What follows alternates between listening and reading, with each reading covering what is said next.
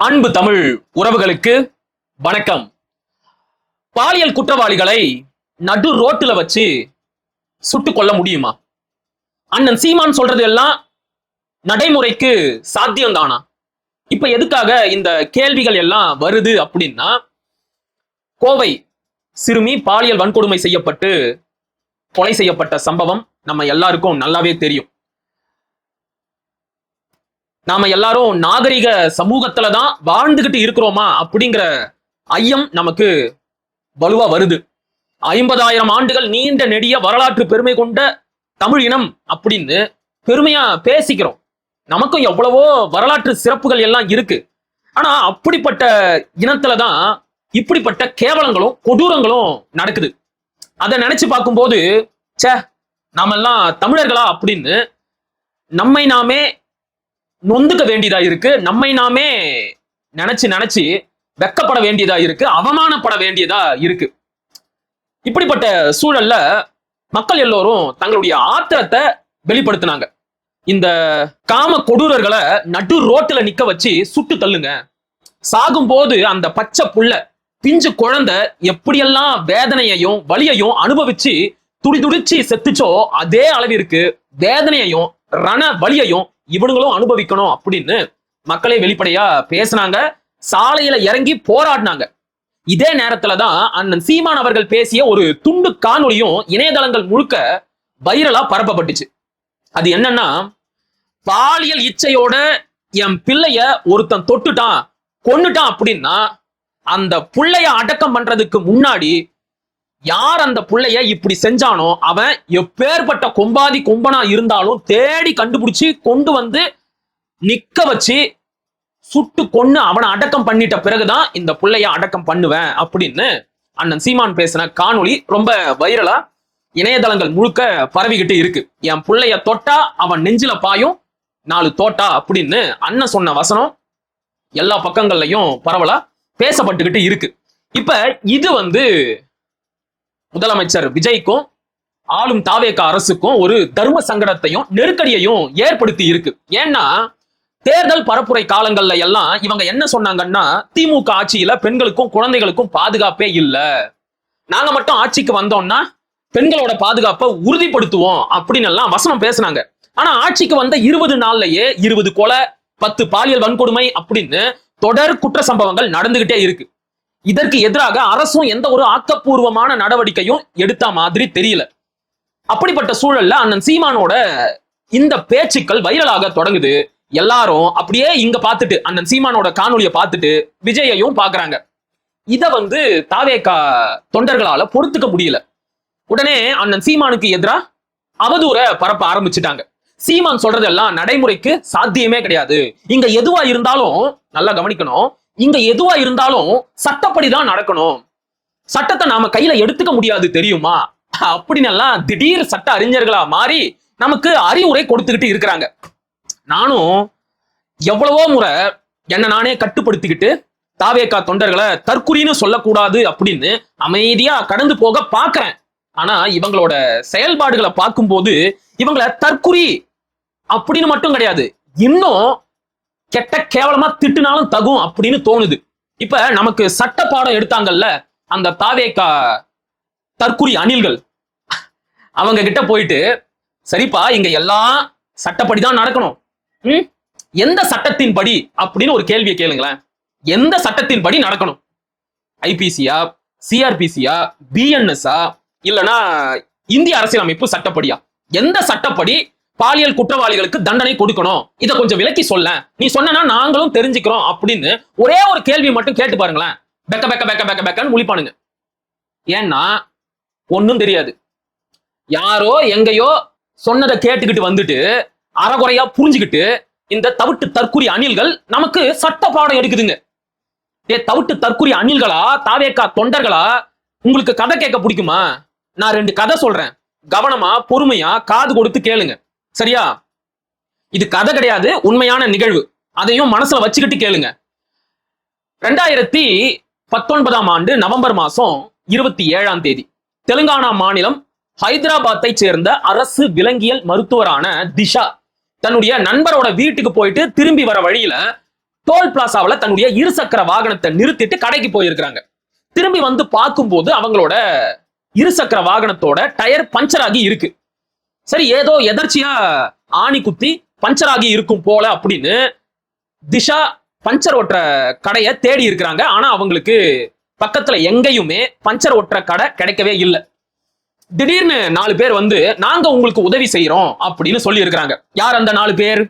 முகமது ஹாரிஃப், ஜொல்லு சிவா, பேரப்பரு ஜொல்லு சிவா, ஜொல்லு நவீன், சின்ன குண்டா, சென்ன கேசவலு. இந்த 4 பேர் வந்து திஷா கிட்ட நாங்க உங்களுக்கு உதவி பண்றோம் அப்படின்னு சொல்லி இருக்கிறாங்க. திஷாவுக்கு தெரியாது அவங்க டயர் பஞ்சர் ஆனதுக்கு காரணமே இந்த 4 பொறுக்கி பசங்க தான் அப்படின்னு. இவனுங்களே வேணும்னு திஷாவோட வண்டியை பஞ்சர் ஆக்கி அவங்களுக்கு உதவி செய்யற மாதிரி போய் பேச்ச கொடுத்து அவங்கள வலுக்கட்டாயமா கடத்தி கொண்டு போய் கூட்டு பாலியல் வன்கொடுமை செஞ்சானுங்க. திஷா தப்பிக்க எவ்வளவோ முயற்சி பண்ணாங்க. ஆனா திஷாவோட கையையும் காலையும் இறுக்கி பிடிச்சுக்கிட்டு அவங்க வாயில மதுவை ஊத்தி இருக்கிறாங்க. திஷாவை கட்டாயப்படுத்தி மது குடிக்க வச்சிருக்கிறாங்க. 4 பேரும் மாறி மாறி கூட்டு பாலியல் வன்கொடுமை செஞ்ச பிறகு திஷாவை கொண்டு போய் ஒரு பாலத்துக்கு அடியில வச்சு உயிரோட எரிச்சு கொலை பண்ணிட்டானுங்க. ரொம்ப பெரிய கொடூரம்ல. இவனுங்களை என்ன பண்ணலாம் சொல்லுங்க? என்ன பண்ணலாம்? தெலுங்கானா மாநில காவல்துறை என்ன பண்ணுச்சு தெரியுமா?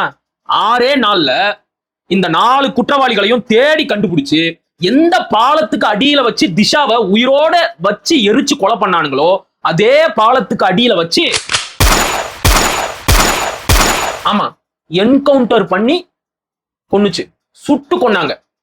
அன்னைக்கும் இப்படித்தான் இந்த தவிட்டு தற்குறி அணில்கள் மாதிரி பல திடீர் சட்ட அறிஞர்கள் வந்து இதெல்லாம் வந்து சட்டத்தை மீறிய செயல், இது வந்து ஒரு போலி என்கவுண்டர், மனிதாபிமானமற்ற செயல், காவல்துறை எப்படி குற்றவாளிகளுக்கு தண்டனை கொடுக்கலாம், காவல்துறைக்கு குற்றவாளிகளை கைது செய்யற அதிகாரம் மட்டும்தான் இருக்கு, குற்றவாளிகளுக்கு தண்டனை கொடுக்கிற அதிகாரம் நீதிமன்றத்துக்கிட்ட தான் இருக்கு, காவல்துறை இப்படி செஞ்சது சட்டப்படி தப்பு, அப்படி இப்படி ஆஹா ஓஹோன்னு கண்டதையும் ஒளரி கோட்டிக்கிட்டு இருந்தானுங்க. அவனுங்க பேசுனதெல்லாம் சரிதான், அதெல்லாம் ஒரு பக்கம் இருக்கட்டும். ஆனா அது எதையுமே தெலுங்கானா மாநில மக்கள் காதலையே வாங்கிக்கல.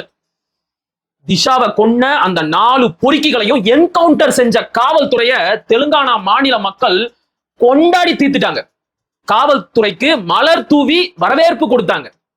கண்ணுல படுற காவல் அதிகாரிகளுக்கெல்லாம் இனிப்பு கொடுத்து வாழ்த்து தெரிவிச்சாங்க. சில முழக்கங்களையும் எழுப்புனாங்க. தெலுங்கானா போலீஸ் ஜிந்தாபாத், டிசிபி ஜிந்தாபாத், ஏசிபி ஜிந்தாபாத். அந்த மாநிலத்தோட முக்கிய காவல் அதிகாரியான சஜ்னார் அப்படிங்கிறவர் தான் இந்த 4 பேரையும் சுட்டு கொன்னாரு. அவருக்கு அவ்வளவு பாராட்டு மழைகள் வந்து குவிஞ்சது. அதே நேரத்துல இந்த சட்டம் பேசுறவங்களும் ஒரு பக்கம் பேசிக்கிட்டே இருந்தாங்க. என்கவுண்டர் பண்ண காவல் அதிகாரிகளுக்கு எதிராக சட்ட நடவடிக்கைகளும் எடுக்கப்பட்டுச்சு. அதையும் நான் இல்லைன்னு மறுக்கல. இதெல்லாம் ஹைலைட் கிடையாது. இதை விட இன்னொன்னு நடந்துச்சு பாத்தியா, அதுதான் இருக்கிறதுலயே டாப் நாச் ஹைலைட். என்கவுண்டர் பண்ண இந்த காவல் அதிகாரிகளை பக்கத்து மாநில முதல்வரான, அதாவது 2019ஆம் ஆண்டு ஆந்திராவின் முதலமைச்சராக இருந்த ஜெகன்மோகன் ரெட்டி பாராட்டினார். ஏங்க, ஒரு பொண்ணு அநியாயமா பாலியல் வன்கொடுமை செஞ்சு கொலை செஞ்சிருக்கிறானுங்க, அவனுங்களுக்கு நீங்க ஏன் இவ்வளவு இரக்கம் காட்டுறீங்க? அவங்கள சுட்டு தள்ளினது சரிதான், அவங்கள சுட்டு கொன்ன காவல்துறைய நான் பாராட்டுறேன் அப்படின்னு ஜெகன்மோகன் ரெட்டி வாழ்த்து சொன்னாரு. அத்தோட நிக்காம 2019ஆம் ஆண்டு டிசம்பர் மாசம் ஆந்திராவுல திஷா பில் அப்படின்னு ஒரு புதிய சட்டத்தையே கொண்டு வந்தாரு. ஆமா, எந்த பாலியல் வன்கொடுமைக்கு ஆளாக்கப்பட்டு கொலை செய்யப்பட்டாங்களோ அந்த அரசு விலங்கியல் மருத்துவரான திஷாவோட பேர்லயே ஆந்திர அரசு ஒரு சட்டத்தை கொண்டு வந்துச்சு. அந்த சட்ட திருத்தத்தோட முழு பெயர் என்ன தெரியுமா? Andhra Pradesh criminal law amendment act 2019, Andhra Pradesh special court for specified offence against women and childrens act 2019. இந்த 2 சட்டமும் என்ன சொல்லுது அப்படின்னா, பாலியல் குற்றங்களில் ஈடுபடும் குற்றவாளிகளை கைது செய்து 21 நாளைக்குள்ள எல்லா விசாரணைகளும் முடிக்கப்பட்டாக வேண்டும். நீதிமன்ற விசாரணைகள் உட்பட 21 நாள்ல எல்லா விசாரணைகளையும் முடிச்சிடணும். பாலியல் குற்றம் செய்ததற்கான போதிய ஆதாரங்கள் இருந்தால், குற்றம் நிரூபிக்கப்பட்டால் குற்றவாளிக்கு மரண தண்டனை விதிக்கப்படும். தூக்குல போடணும் அப்படின்னு இந்த சட்ட திருத்தம் சொல்லுது.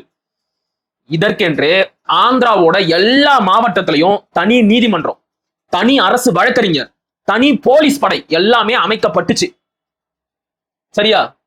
சரி, இத ஆந்திர அரசு மட்டும்தான் செஞ்சுதா அப்படின்னா கிடையாது. அடுத்த ஆண்டு 2020 மகாராஷ்டிரா அரசும் இதே மாதிரியான ஒரு சட்ட திருத்தத்தை கொண்டு வந்தாங்க. அந்த சட்ட திருத்தத்தின் பெயர் சக்தி பில். அதனுடைய முழு பெயர் Maharashtra Shakti criminal law Maharashtra amendment act 2020, Maharashtra special court and machinery for implementation of Shakti criminal law act 2020. Andhra அரசாச்சும் 21 நாள் குற்றவாளிகளை விசாரிக்கிறதுக்கு நேரம் கொடுத்துச்சு. மகாராஷ்டிரா அரசு 15 நாள் மட்டும்தான் டைம் கொடுக்குது. 15 நாளைக்குள்ள பாலியல் குற்றவாளிகளை கைது செஞ்சு எல்லா விசாரணைகளும் நடத்தி முடிச்சிடணும். குற்றம் நிரூபிக்கப்பட்ட உடனே குற்றவாளிக்கு அதிகபட்ச தண்டனையான மரண தண்டனை விதிக்கப்பட வேண்டும். அத்தோட 10 லட்சம் ரூபாய் அபராதமும் விதிக்கப்பட வேண்டும் அப்படின்னு மகாராஷ்டிரா அரசோட சக்தி சட்ட திருத்தம் சொல்லுது. இது ஒரு நிகழ்வு. அதாவது அணில்களுக்கு புரியுற மாதிரி சொல்லணும் அப்படின்னா இது ஒரு கதை. இந்த கதை முடிஞ்சு போச்சா? இன்னொரு கதையை பார்க்கலாம். இதுவும் உண்மையான நிகழ்வு தான். உங்களுக்கு கதை மாதிரி எடுத்து சொல்றேன், அப்பயாச்சும் புரியும்ல. அதுக்காக 2016 ஆண்டு எர்ணாகுளம் பெரும்பாவூர் பகுதியை சேர்ந்த ஜிஷா அப்படிங்கிற, இப்ப நான் ஏற்கனவே சொன்ன திஷாவாகட்டும், இந்த ஜிஷாவாகட்டும், இதெல்லாம் உண்மையான பெயர்கள் கிடையாது.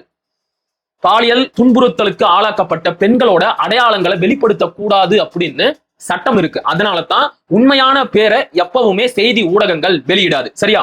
சோ 2016 எர்ணாகுளம் பெரும்பாவூர் பகுதியை சேர்ந்த சட்டக்கல்லூரி மாணவி ஜிஷா அவர்களை அமர் உல் இஸ்லாம் அப்படிங்கிற புலம்பெயர் தொழிலாளி வீடு புகுந்து பாலியல் வன்புணர்வு செஞ்சு கத்தியாலேயே 33 இடத்துல குத்தி குடல் வெளியே வர அளவுக்கு கொடூரமான முறையில கொலை செஞ்சு போட்டுட்டு போயிட்டான். இப்ப அணில்கள் சொல்றாங்கல்ல சட்டப்படி நடவடிக்கை எடுக்கணும் அப்படின்னு, அப்படித்தான் கேரள அரசும் சட்டப்படி நடவடிக்கை எடுத்துச்சு.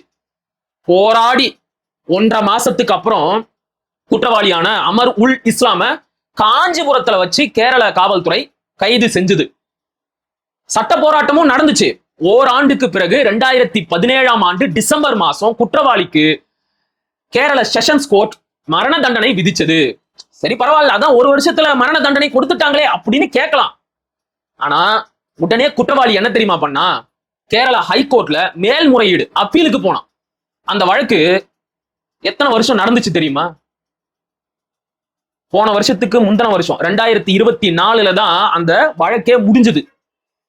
செஷன் கோர்ட்ல என்ன தீர்ப்பு கொடுத்தாங்களோ அதே தீர்ப்பை கேரளா ஹைகோர்ட்டும் உறுதிப்படுத்துச்சு. ஆமா, அமர் உல் இஸ்லாம் குற்றவாளி, அவருக்கு மரண தண்டனை கொடுக்க வேண்டும் அப்படின்னு கேரள உயர் நீதிமன்றமும் தன்னுடைய தீர்ப்பை கொடுத்துச்சு. இப்ப இந்த 2 கதையில, இந்த 2 உண்மை சம்பவத்துல எது சரியானது அப்படின்னு நீங்க நினைக்கிறீங்க? தவிட்டு தற்குறி அணில்களே, பதில் சொல்லுங்க. உங்களைத்தான் கேட்கிறேன். குற்றவாளிகளை உடனடியா தேடி கண்டுபிடிச்சு கைது செஞ்சு விசாரணை எல்லாம் நடத்தி முடிச்சு அவனை தூக்குல தொங்க விடுறது சரியா இருக்குமா? இல்லைன்னா குற்றவாளிய ஆற அமர தேடி கண்டுபிடிச்சு அவனுக்குன்னு ஒரு அரசு வழக்கறிஞரை வச்சு சட்ட போராட்டம் நடத்தி 1 வருஷமோ இல்லைன்னா 7-8 வருஷமோ கழிச்சு தண்டனை வாங்கி கொடுக்கிறது சரியா இருக்குமா? சொல்லுங்க. சட்டம் பேசுனீங்கல்ல வாய்க்கிழிய, இதெல்லாமும் சட்டப்படிதான் நடந்திருக்கு. சொல்லுங்க. நாம் தமிழர் கட்சியை பொறுத்த வரைக்கும் மரண தண்டனை என்பது எதற்கும் தீர்வு அல்ல. நாங்களும் மரண தண்டனைக்கு எதிரானவர்கள் தான். ஆனா பாலியல் குற்றங்களுக்கு எதிராக மரண தண்டனையை தவிர வேறு எதுவும் தீர்வு இல்லை அப்படிங்கிறத நாங்க ரொம்ப வலுவா நம்புறோம். அதனால தான் எங்க அண்ணன் தொடர்ந்து அந்த கருத்தை பேசிக்கிட்டே இருக்கிறாரு. என் பிள்ளைய தொட்டா அவன் நெஞ்சில பாயும் 4 தோட்டா. தெலுங்கானா காவல்துறை செஞ்ச மாதிரி எந்த இடத்துல வச்சு என் பிள்ளைய நீ பாலியல் வன்புணர்வு செஞ்சு கொலை பண்ணையோ அவனை அதே இடத்துல வச்சு உன்னை போட்டான்னு வையு.